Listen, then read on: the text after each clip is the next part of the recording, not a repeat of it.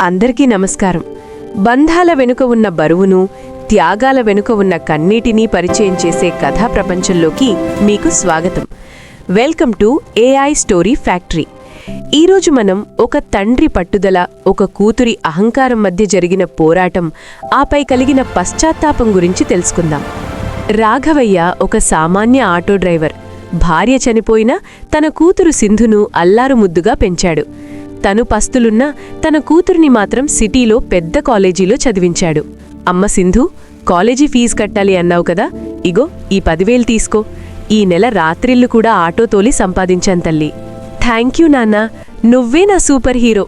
కాని కాలం గడిచే కొద్దీ సింధు పెరిగి పెద్దదయింది. సిటీ గాలి సోకింది. తండ్రి ఆటో డ్రైవర్ అన్న విషయం ఆమెకు భారంగా మారింది. సింధుకు ఒక మల్టీనేషనల్ కంపెనీలో ఉద్యోగం వచ్చింది. ఒకరోజు రాఘవయ్య తన కూతురికి ఇష్టమైన స్వీట్లు తీసుకుని ఆఫీస్ దగ్గరికి వెళ్తాడు. అమ్మ సింధు, ఇటు చూడు తల్లి, నీకిష్టమని నువ్వు చిన్నప్పుడు అడిగిన స్వీట్లు తెచ్చాను. చుట్టూ ఉన్న ఫ్రెండ్స్ని చూసి సిగ్గుపడుతూ కోపంగా, నాన్న ఇక్కడికెందుకొచ్చావు? ఆ మురికి బట్టలతో ఈ పాత ఆటోతో నా పరువు తీస్తున్నావు. నా ఫ్రెండ్స్ అందరూ చూస్తున్నారు. ఇకపై నా దగ్గరికి రాకు. రాఘవయ్య కళ్లలో నీళ్లు తిరుగుతాయి. ఏమీ మాట్లాడకుండా ఆటో వెనక్కి తిప్పుతాడు. కొన్ని నెలల తర్వాత రాఘవయ్యకు బాగా ఒంట్లో నలతగా ఉండి ఆస్పత్రిలో చేరతాడు.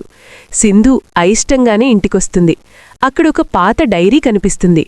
తేదీ అక్టోబర్ 10. ఈరోజు సింధు కాలేజీకి కొత్త డ్రెస్ కావాలంది. నా దగ్గర డబ్బుల్లేవు. రాత్రంతా ఆటో తోలాను. కళ్ళు తిరుగుతున్నా ఆపలేదు. తన ముఖంలో నవ్వు చూస్తే నా ఆకలి తీరిపోతుంది. రేపు నా కూతురు పెద్ద ఆఫీసర్ అయితే ఆటో డ్రైవర్ కూతురునని ఎవ్వరూ అనకూడదు. నా శ్వాస ఉన్నంతవరకు తన్ని కాపాడుకుంటాను.